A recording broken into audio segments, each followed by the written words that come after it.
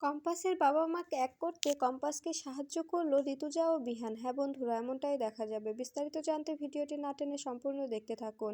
গল্পের শুরুতেই দেখা যাবে ঋতুজা বাড়ি থেকে বেরোনোর সময় তখন বিহান ঋতুজাকে আটকে দেয় আর বলতে থাকে, মা আমাকে সবটা প্লিজ খুলে বলো, আমার আর এই ধোঁয়াশা ভালো লাগছে না।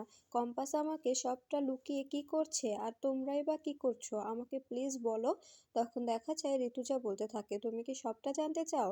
তখন দেখা যায় বিহান বলতে থাকে, হ্যাঁ মা, আমি সব কিছু জানতে চাই, কি হচ্ছে সব কিছু জানতে চাই, তোমরা দুজনে মিলে কি করছো না করছো সব কিছু। এরপরে ঋতুজা বলতে থাকে, তবে শোনো, কালকে দুপুর 12টায় প্রেস মিট আছে, সেখানে চলে আসবে। সেখানে আসলেই সব কিছু ক্লিয়ার হয়ে যাবে, তুমি সব বুঝতে পারবে। তখন দেখা যায় অখিলেশ এসে বলতে থাকে, এখনই বলে দিচ্ছ না কেন?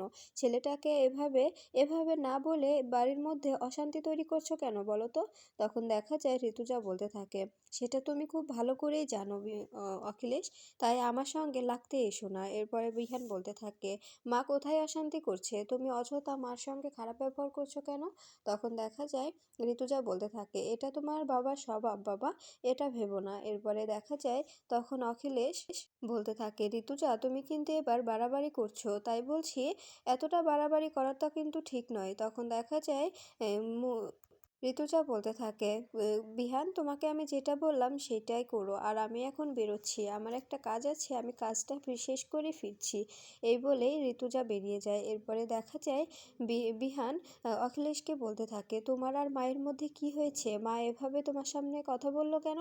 তখন দেখা যায় মুক্তি বিহানকে বুঝিয়ে উপরে পাঠিয়ে দেয়। এরপরে দেখা যায় অখিলেশকে ফোন করে অভিজ্ঞান দত্ত। এরপরে অভিজ্ঞান দত্ত বলতে থাকে, কি ব্যাপার, ঋতুজা কি বাড়ি থেকে বেরিয়েছে? তখন অখিলেশ বলতে থাকে, হ্যাঁ বাড়ি থেকে বেরিয়েছে, তো আপনি কি লোক ঠিক করে রেখেছেন?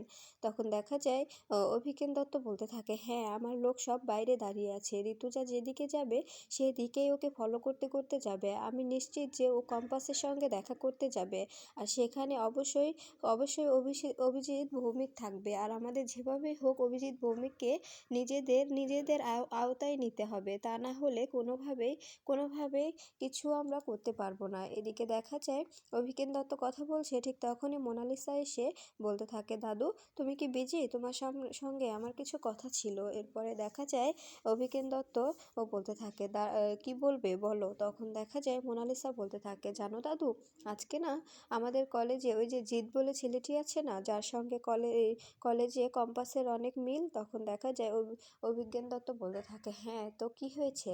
তখন মোনালিসা বলতে থাকে, জানো ওই ছেলেটা না আমাদের আমাদের পুরনো ল্যাবটাতে কি যেন একটা করছিল, কি যেন একটা রিসার্চ করছিল, আর ওই ল্যাবটাতেই কম্পাসও ও কিছুদিন হলো বারবার ঘোরাঘুরি করতো।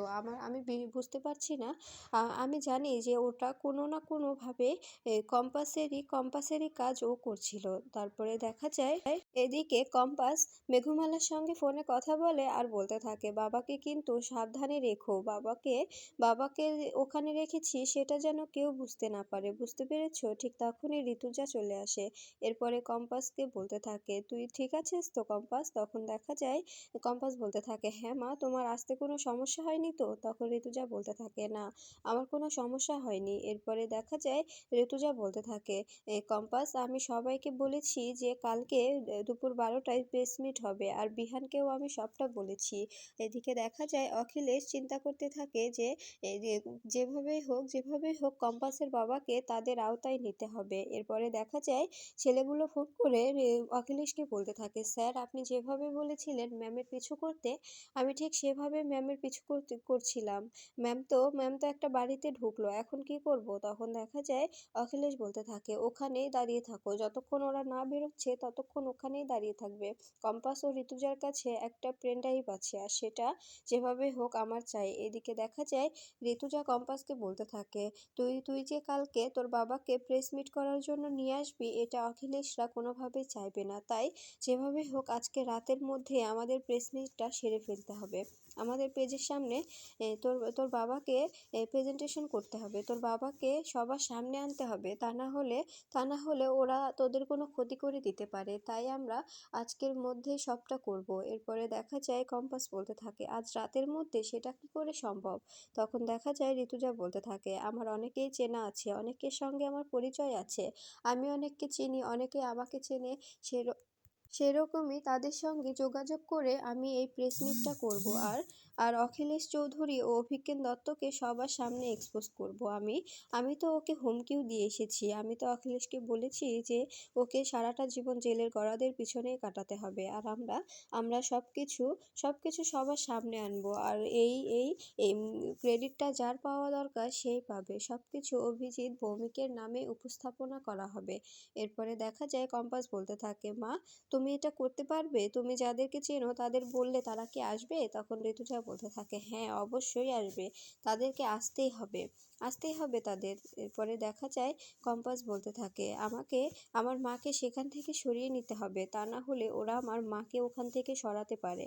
এরপরে দেখা যায় অভিজ্ঞান দত্ত হসপিটালে একটা কম্পাসের সাইন করা নোট নিয়ে আসে। আর সেখানে এসে নার্সকে বলতে থাকে, আমি আমি কম্পাস ভৌমিকের লোকাল গার্জেন, আর ওর মাকে আমি এখান থেকে ছাড়িয়ে নিতে এসেছি। ঠিক তখনই ডক্টর বলতে থাকে, কি বলছেন এসব? কিছুক্ষণ আগেই তো একটা লোক এসেছিল, উনি এসে এরকম একটা কাগজ দেখিয়ে কম্পাস ভৌমিকের মাকে তো নিয়ে গেল। এখন আমি কি করব? ওর আসলে কম্পাস ভৌমিক কয়জনকে পাঠিয়েছে আমি তো এটাই বুঝতে পারছি না। উনিও তো এরকমই একটা পেপার নিয়ে এসেছিলেন। তখন দেখা যায় অভিজ্ঞান দত্ত বলতে থাকে, কি বলছেন এসব? ঠিক তখনই কম্পাস ফোন করে। ডক্টর বলতে থাকে, আপনি কয়জনকে পাঠিয়েছিলেন আপনার মাকে নিতে? তখন কম্পাস বলতে থাকে, কি বলছেন এসব? আমি কয়জনকে পাঠাবো? তারপরে দেখা যায় ডক্টর বলতে থাকে, দুজন এসেছে আপনার সাইন করা একটা করে পেপার নিয়ে। আগে একজন এসেছিল, উনি তো আপনার মাকে নিয়ে গেছে, এখন আবার অভিজ্ঞান বাবু এসেছে। এই কথাটা শুনে কম্পাস চিৎকার করে কাঁদতে থাকে। ঠিক তখনই ঋতুজা বলতে থাকে, শোন আমার কথাটা শোন। কিন্তু কম্পাস কোনোভাবে কথা শুনতে চায় না। এরপরে জিৎকে ফোন করে। জিৎকে ফোন করলে জিৎ বলতে থাকে, আমি তো হসপিটালের সামনে এই মাত্র যাচ্ছি তোর মাকে আনতে। তখন কম্পাস অবাক হয়ে যায় আর বলতে থাকে, এখন আমি কি করব? আমার মা কোথায় গেল? আমার মাকে কে নিয়ে গেল? এরপরে দেখা যায় ঋতুজা বলতে থাকে, কি হয়েছে? তখন দেখা যায় কম্পাস বলতে থাকে, আমার মাকে আমি ওই জিৎকে আনতে বলেছিলাম, কিন্তু জিৎ আমার মাকে আনেনি। আমি এখন কি করব? আমার মা কোথায়? এদিকে দেখা যায় বিহান বিহান কম্পাসের মাকে বাড়িতে নিয়ে আসে। এরপরে বাড়িতে নিয়ে এসে বিহান কাকিমণিকে ডাক দেয় আর বলতে থাকে, কাকিমণি এসে গেছি আমরা। এরপরে দেখা যায় মাহির মা বলতে থাকে, তোরা এসেছিস? তখন বিহান বলতে থাকে, হ্যাঁ এসেছি, এ দেখো কাকে নিয়ে এসেছি। এরপরে দেখা যায় কম্পাসের মা অবাক দৃষ্টিতে তাকিয়ে থাকে পুরো বাড়িটার দিকে। এরপরে বিহান বলতে থাকে, এটা আপনার মেয়ের বাড়ি, এটা আপনার মেয়ের সংসার, দেখুন এখানেই আপনি আজ থেকে থাকবেন আপনার মেয়ের সঙ্গে। এরপরে দেখা যায় এই কথাটা বললে তখন তখন মাহি চমকে যায়। এরপরে মাহি অবাক দৃষ্টিতে তাকিয়ে থাকে। অস্মিকা সবাই অবাক হয়ে যায়। এরপরে দেখা যায় তখন মাহি খাবার টেবিল থেকে উঠে দাঁড়ায়। এরপরে বিহান কম্পাসের মাকে ভিতরে নিয়ে এলে তখন কিঞ্জল এসে বলতে থাকে, কে উনি? আর ওনাকে এখানে কেন আনা হয়েছে? উনি কে? এরপরে বিহান, উনি কে? ওনাকে কেন এখানে নিয়ে এসেছিস? তখন দেখা যায় মাহির মা বলতে থাকে, আসলে আসলে ওটা হচ্ছে কম্পাসের মা আজ থেকে আমাদের বাড়িতেই থাকবে। তখন দেখা যায় এ কথা শুনে বিহান হাসতে থাকে। এরপরে দেখা যায় কিঞ্জল বলতে থাকে, এখানে থাকবে মানে? আচ্ছা বিহান, তুই যে ওনাকে এখানে নিয়ে এসেছিস, বাড়ির কারোর সঙ্গে পরামর্শ করেছিস? দাদা বৌদিকে জানিয়েছিস? তখন দেখা যায় মাহির মা বলতে থাকে, হ্যাঁ দিদি জানে, দিদি সবটা জানে, দিদিই তো বলেছে আনতে। আর আমাকে ফোন করে বলল যে উনি নাকি আসছে, আমাকে সব কিছু রেডি করে রাখতে।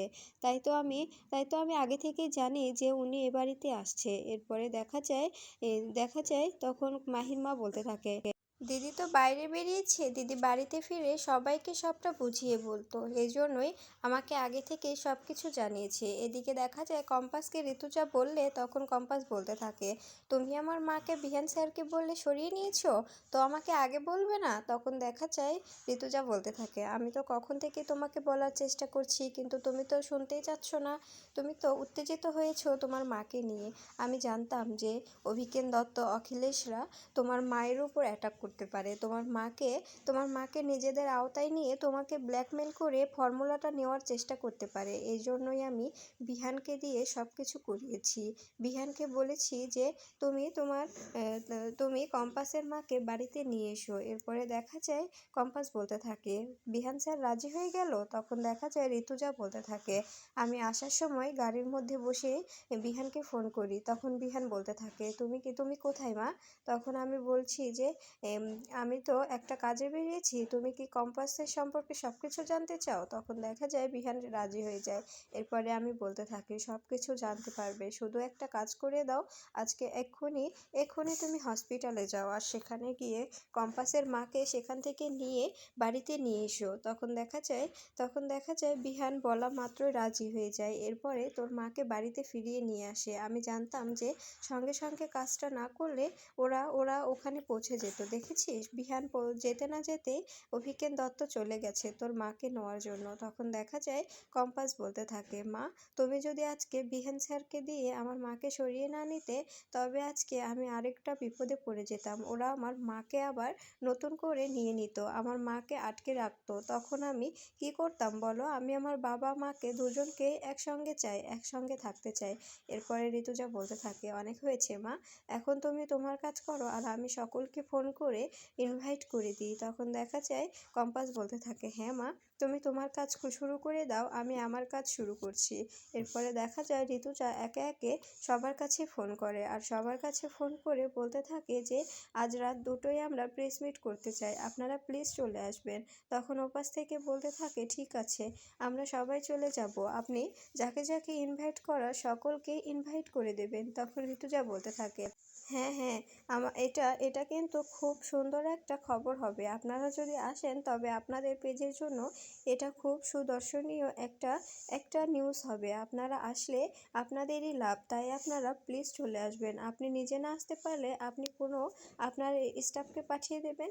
তখন দেখা যায় ওনারা বলতে থাকে, ঠিক আছে ম্যাডাম, আপনি যেহেতু বলেছেন সেহেতু আমাদেরকেও যেতেই হবে। এই বলে ফোনটা কেটে দেয়। এদিকে দেখা যায় কম্পাসের বাবাকে রেডি করতে বলে ঋতুজা। এরপরে মেঘমালা কম্পাসের বাবাকে রেডি করানোর জন্য সেলুন থেকে লোক নিয়ে আসে আর চুল কাটাতে থাকে।